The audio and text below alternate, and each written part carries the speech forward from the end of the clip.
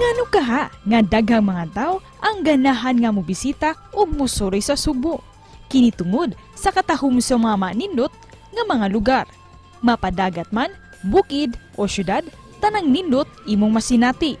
Maski sa mga tao, maabi-abihon o mapahiyumon. O kung kultura usab ang isgutan, syempre, very unique kaayo.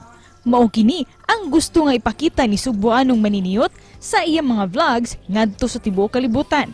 Busa karong buntaga ato siya makauban ug ginabiun kabahin siyang pagigugma sa Sugbo pinaagi sa pagpasundayag sa mga lugar niini dinhi lang sa GMA Regional TV Live. Karong buntaga atong mahinabi ang usa ka vlogger nga nagpakita sa kaanindot sa Sugbo. Busa let's all welcome Arnel Capillanes aka Sugbuanong Maniniyot. Maayong buntag, sir, og welcome dinhi sa GMA Regional TV Live. Yes, time mga bunta, especially itong mga viewers diya sa GMA Regional TV Live. Good morning. Sir, kano sa ka nagsugod sa pagkahilig ni ining mga pitik, kining photography and videography? And unsay nagtukmod kanimo nga musud ka niini? Way back 2019, actually, before ko gina-college days, hilig na mag-document mga laag. Like, nag-asa ba? And then, ako na siyang na-apply as a hobby. Let's say, nag-upgrade ko sa mga gear way back 2019. Very inspiring gayod, imuhang mga poster. Pero para kanimo, nganong angayan man gayod nga bisitahon ang Sugbo, ilabi na sa mga turista?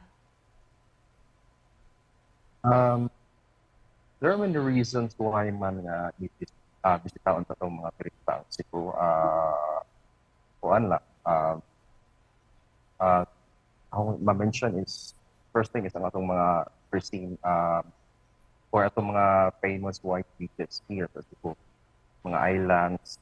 Ano siya, people are very chill and friendly. And especially dito sa Sugbo mismo, natin mga cultural heritage, mga famous landmarks, then daghan tigit.